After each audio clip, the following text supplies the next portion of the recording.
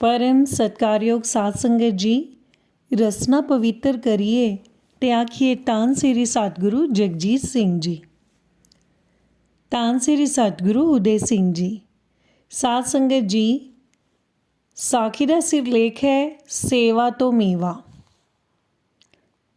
साखी संबंधित है बलविंदर सिंह पुत्र सरदार कहर सिंह, जिला संगरूर, हाल दमदमा।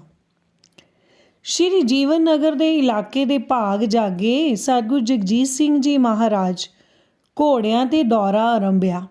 सच्चे पातशाह जी उन्हां दे हजूरी सेवक पतवंते ते गुरमुख प्यारे रागी ते जथेदार सब नाल सन। दुध चिट्टे बस्तर हंसा दियां डारां इन्हां दे नाल ही कुछ मातावां भी सन।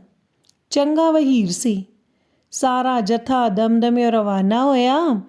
मैनू भी नाल जाण दा हुक्म सी। अजे पिंडों किलोमीटर गए सां कि आग्या मंगी ते बहाना ये बनाया कि दमदमा कोआपरेटिव सोसाइटी दा सैकटरी हाँ, सेल्समैन भी मैं ही हाँ। लोका खाद लैण आउणा है, काम किवें चलेगा? हाहाकार मचेगी। पर मौजी ठाकुर अपनी मौज विच सन। बचन किता, चाबी अपने वड्डे भरा नूं पहुंचा दे। तू शिव सिंह नूं चाबी फड़ा, ये आपे पहुंचा देवेगा। मैं उस वेले चाबी शिव सिंह दे हवाले कर दिती, पर नवां टूचर है डा दिता जी बी बीजन दे दिन हन, बियाई कौन करेगा? पर मेरा यह वार भी खाली गया ते हुक्म होया, भरम ना कर, बी बीजिया जाएगा, तू नहीं जा सकता। ते उस वेले दर्शन सिंह नूं बियाई दी पक्की कर दिती। पर अगली गल यह कीती, पर जी मेरे कोल तां कच्छ परना भी नहीं हैगा। लै कच्छ परना असी दे दिंदे हाँ। रतन बलविंदर वास्ते कछहरे परने का प्रबंध कर देवो, सच्चे पातशाह ने हुक्म किया। हुण पत्थे विचों सारे तीर निकल चुके सन। मैं भी साधा नाल रल गया। कीर्तन सुनना, लंगर छकना ते माड़ी मोटी सेवा, होर कुछ नहीं। बिल्कुल निश्चिंत। पर जद कदी वेल मिले मुड़ घर वाल ध्यान दौड़े ते काम काजां दे जाल विच आपे ही बजदा जावां। खैर खाद दा काम भरा ने सांभ लिया ते दर्शन ने सुपर खाद दा छट्टा दे के कणक बीज दिती ते सतगुरां दी हजूरी विच दमदमियों हारनी तो दूजी हारनी, उथों करीवाल, छोटा वड्डा धर्मपुरा, जीवन नगर नकौड़ा, मैं 7 दिन नाल ही रहा पातशाह जी दे। खुशियां लै घर मुड़िया ते लत्त धार बह गया। कदी खेत जाना, फेरा मारना। मास्टर जी सच जाणियो, मेरी फसल वेख के सब हैरान। 24 क्विंटल किले का झाड़ चढ़िया। मौज मेला वखरा ते खुशियां दी लहर बहरे। ए 1967 की वार्ता है। अगों सुनो दमदमे का प्रयोग मेला। मेरे वास्ते एक होर प्रीख्या आ गई। बलविंदर सिंह, तू प्रीख्या ना कहो, ये तां प्रीतम दे चोज हन। ਜਿਹੜਾ ਇਹਨਾਂ ਦੇ ਹੁਕਮ ਤੇ ਚੱਲਦਾ ਏ, ਉਹਨਾਂ ਦੇ ਸਾਰੇ ਕੰਮ ਸਤਿਗੁਰ आप ही कर लेंदा है। गुरु जी फरमाया, अपने सेवक की आपे राखै, आपे नाम जपावै, जह जह काज किरत सेवक की, तहाँ तहाँ उठ तावै। जो कहे ठाकुर पे सेवक, तत्काल होए जावै, सेवक को निकटी होए दिखावै। तू तां बड़ा भागा वाला है जिसनों ये सेवा का उद्यम बख्शदा है। मन कमला तां थिड़कदा रहिंदा है, पारे वांगू टिकदा नहीं, पर फिर भी इतनी बख्शिश जरूर है ते अज तक किसी बचन तो ना नहीं कीती। तू धन भाग जान जिसने कदे बचन नहीं भन्निया।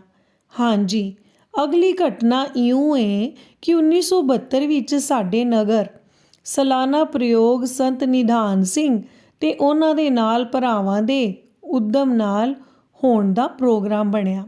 सच्चे पातशाह जी बाहर कुटिया विच विराजमान सन कि दास नूं उत्थे पुजण दा हुक्म होया। ਹੁਕਮ ਸੁਣਦਿਆਂ ਡੇਰੇ ਪੁੱਜਾ, ਨਮਸਕਾਰ ਕੀਤੀ ਤੇ ਸਾਫ 'ਤੇ ਬਹਿ ਗਿਆ। ਬਲਵਿੰਦਰ ਸੁਣ ਲੈ, ਮਹੀਨਾ ਭਰ ਖੇਤ ਨਹੀਂ ਜਾਣਾ, ਮੇਲੇ ਵਿੱਚ ਸੇਵਾ ਕਰਨੀ ਹੈ। ਤੇਰਾ ਕੰਮ ਭਾਵੇਂ ਹੋਵੇ ਨਾ ਹੋਵੇ, ਇੱਥੋਂ ਗੈਰ ਹਾਜ਼ਰੀ ਨਹੀਂ ਹੋਣੀ ਚਾਹੀਦੀ। ਸਤ ਬਚਨ ਸੱਚੇ ਪਾਤਸ਼ਾਹ ਜੀ, ਆਪ ਜੀ ਦੀ ਕਿਰਪਾ ਚਾਹੀਦੀ ਹੈ। ਮੇਲਾ ਸ਼ੁਰੂ ਹੋ ਗਿਆ। ਤੜਕੇ ਆਸਾ ਦੀ ਵਾਰ ਵਾਸਤੇ ਸਫਾ ਵਿਛਾਣੀਆਂ, ਭੋਗ ਉਪਰੰਤ ਚੁੱਕਣੀਆਂ, 10 ਵਜੇ ਦੇ ਪ੍ਰੋਗਰਾਮ ਵਾਸਤੇ ਪ੍ਰਬੰਧ ਕਰਨਾ, ਮੁੜ ਨਿਤਨੇਮ ਵਾਸਤੇ ਤੇ ਫੇਰ ਸੰਭਾਲਣਾ। ਹੋਰ ਭੱਜ ਦੌੜ ਵੱਖਰੀ। 10 ਦਿਨ ਸੇਵਾ ਕੀਤੀ, ਮੁੜ ਲੰਗਰ ਦੀ ਸੇਵਾ ਸੌਂਪੀ ਗਈ। ਅਰਜ਼ ਕੀਤੀ ਜੀ, ਸਿਪਾਹੀ ਦਾ ਕੰਮ ਕੀ? ਲੜਨਾ ਜਿੱਤਣ ਹਾਰਨ ਦਾ ਸਿਪਾਹੀ ਦਾ ਕੰਮ ਨਹੀਂ, ਪਰ ਜੋ ਕੰਮ ਕਰੋ ਦਿਲ ਨਾਲ, ਨੀਮ ਦਿਲੀ ਨਹੀਂ ਚਾਹੀਦੀ। ਪਰ ਦਿਲ ਕੀ ਕਰੇਗਾ ਜਦ ਆਪ ਹੀ ਰਾਹ ਵਿੱਚ ਰੋੜੇ ਖਿਲਾਰ ਦੇਵੇ। ਇਹ ਸਭ ਕੁਝ ਪ੍ਰੇਮ ਦੀ ਛੱਲ ਦੇ ਵੇਗ ਨੂੰ ਉਚੇਰਾ ਕਰਨ ਖਾਤਰ ਹੁੰਦਾ ਹੋਵੇਗਾ, ਪਰ ਉਹ ਅੱਖਾਂ ਵੀ ਤਾਂ ਮਿਲਣੀਆਂ ਚਾਹੀਦੀਆਂ ਹਨ। ਮੇਰੀ ਸਿੱਖੜੀ ਨੂੰ ਅਜਿਹਾ ਰੋਗ ਚੰਬੜ ਗਿਆ ਕਿ ਰਾਣੀਏ ਸਿਵਲ ਹਸਪਤਾਲ ਵਿੱਚ ਖੜਨੀ ਪਈ। ਉੱਥੇ ਉਸ ਦਾ ਆਪਰੇਸ਼ਨ ਹੋਇਆ। ਘਰ ਵਿੱਚ ਕੋਈ ਸੰਭਾਲ ਕਰਨ ਵਾਲਾ ਸਿਆਣਾ ਸੱਜਣ ਨਹੀਂ ਸੀ। ਸਾਰੇ ਡੱਡਾਂ ਦੀ ਪੰਸੇਰੀ। ਵਿਚਾਰੇ ਬਾਲ ਲੀਲਾ ਲੈਣ। ਸਿਰ 'ਤੇ ਵਿਹੜਾ ਚੁੱਕਿਆ ਹੋਇਆ, ਮੱਝਾਂ ਨੂੰ ਚੋਣ ਵਾਲਾ ਵੀ ਕੋਈ ਨਾ। ਬਾਕੀ ਭਰਾ ਭੈਣ ਵੀ ਮੇਲੇ ਵਿੱਚ। ਮੈਨੂੰ ਵੀ ਬੁਖਾਰ ਹੋ ਗਿਆ ਤੇ ਬੁਖਾਰ ਵੀ ਤਕੜਾ ਹੋਇਆ। ਉਹ ਆਖੇ ਮੈਂ ਅੱਜ ਹੀ ਸਾਰੀ ਕਸਰ ਕੱਢਣੀ ਹੈ। ਸਤਿਗੁਰਾਂ ਦੇ ਚਰਨਾਂ ਵਿੱਚ ਧਿਆਨ ਗਿਆ ਤੇ ਅੰਦਰੋਂ ਅੰਦਰੀ ਸੋਚ ਦੇ ਕਿਲੇ ਉਸਾਰੇ ਅਤੇ ਆਖੀ ਜਾਵਾਂ, ਵਾਹ ਸਤਿਗੁਰੂ, ਤੂੰ ਆਪ ਹੀ ਗੱਲ ਬਲਾ ਪਾਨਾ ਏ ਅਤੇ ਮੁੜ ਆਪ ਹੀ ਸਹਾਰਾ ਦੇ ਦਿੰਦਾ ਏ। ਬਖਸ਼ਿਸ਼ ਐਸੀ ਹੋਈ ਕਿ ਔਖਾ ਸੌਖਾ ਹੋ ਕੇ ਸੇਵਾ ਵਿੱਚ ਢਿੱਲ ਨਹੀਂ ਪੈਣ ਦਿੱਤੀ। ਦੋਵੇਂ ਵੇਲੇ ਲੰਗਰ ਵਰਤਾ ਆਉਣਾ ਸੱਚੇ ਪਾਤਸ਼ਾਹ ਜਾਣੀ ਜਾਣ ਹਨ। ਫਿਰ ਵੀ ਇੱਕ ਸਿੰਘ ਨੇ ਮੇਰੇ ਬਾਰੇ ਅਰਜ਼ ਕਰ ਹੀ ਦਿੱਤੀ ਕਿ ਬਲਵਿੰਦਰ ਕਈ ਦਿਨਾਂ ਤੋਂ ਬੁਖਾਰ ਹੁੰਦਿਆਂ ਵੀ ਸੇਵਾ ਕਰੀ ਜਾ ਰਿਹਾ ਹੈ ਪਾਤਸ਼ਾਹ ਜੀ। ਇੱਕ ਰਾਤ ਬੁਖਾਰ ਨਾਲ ਲੇਟਿਆ ਪਿਆ ਸਾਂ। ਅੰਮ੍ਰਿਤ ਵੇਲਾ ਸੀ ਕਿ ਮੇਰੇ ਕਮਰੇ ਵਿੱਚ ਪਊਆਂ ਦੀ ਖੜਾਕ ਹੋਈ ਅਤੇ ਠਾਕੁਰ ਦਲੀਪ ਸਿੰਘ ਜੀ ਆਵਾਜ਼ ਕਰਨੀ ਪਈ ਤੇ ਬਲਵਿੰਦਰ ਉੱਠ ਚੱਲ ਸੇਵਾ। ਤੇ ਪਊਆ ਦੇ ਖੜਾਕ ਤੇ ਦਬਕੇ ਦੀ ਆਵਾਜ਼ ਨਾਲ ਅੱਖ ਖੁੱਲ੍ਹ ਗਈ, ਪਰ ਠਾਕੁਰ ਜੀ ਦੇ ਦਰਸ਼ਨ ਨਾ ਹੋਏ। ਹਾਂ, ਇੱਕ ਕਾਲੀ ਬਿੱਲੀ ਮੇਰੇ ਮੰਜੇ ਹੇਠੋਂ ਭੱਜੀ ਜਾਂਦੀ ਵੇਖੀ। ਅਸਲ ਵਿੱਚ ਉਹ ਕਾਲੀ ਬਿੱਲੀ ਬੁਖਾਰ ਹੀ ਸੀ। ਜਿਸ ਸ਼੍ਰੀ ਜੀ ਦਾ ਦਬਕਾ ਸੁਣ ਬਿੱਲੀ ਬਣ ਗਿਆ ਅਤੇ ਸਿਰ 'ਤੇ ਪੈਰ ਰੱਖ ਭੱਜ ਨਿਕਲਿਆ। ਬਿੱਲੀ ਤਾਂ ਭੱਜ ਗਈ ਤੇ ਮੈਂ ਇਸ਼ਨਾਨ ਕਰ ਧਾਰਾਂ ਕੱਢੀਆਂ ਤੇ ਲੰਗਰ ਵੱਲ ਚਲਾ ਗਿਆ। ਸਤਿਗੁਰਾਂ ਦੀ ਬਖਸ਼ਿਸ਼ ਨਾਲ ਕੋਈ 1.25 ਮਹੀਨਾ ਸੇਵਾ ਕੀਤੀ, ਢਿੱਲ ਨਾ ਵਿਖਾਈ। ਗੈਰ ਹਾਜ਼ਰ ਮੈਂ ਨਾ ਹੋਇਆ। ਸਿੱਖਣੀ ਦੀ ਪਰਵਾਹ ਮੈਂ ਨਾ ਕੀਤੀ। ਬੱਚਿਆਂ ਦਾ ਖਿਆਲ ਮੈਂ ਨਾ ਲਿਆਂਦਾ। ਖੇਤ ਵਿੱਚ ਝਾਤੀ ਨਹੀਂ ਪਾਈ। ਭੋਗ ਉਪਰੰਤ ਸਤਿਗੁਰੂ ਜੀ ਬਚਨ ਕੀਤਾ, ਬਲਵਿੰਦਰ ਕੋਈ ਤਕਲੀਫ ਤਾਂ ਨਹੀਂ ਤੈਨੂੰ? ਨਹੀਂ ਗਰੀਬ ਨਿਵਾਜ, ਚੰਗਾ ਜਾ ਛੁੱਟੀਆਂ ਲੈ ਘਰ ਮੁੜਿਆ।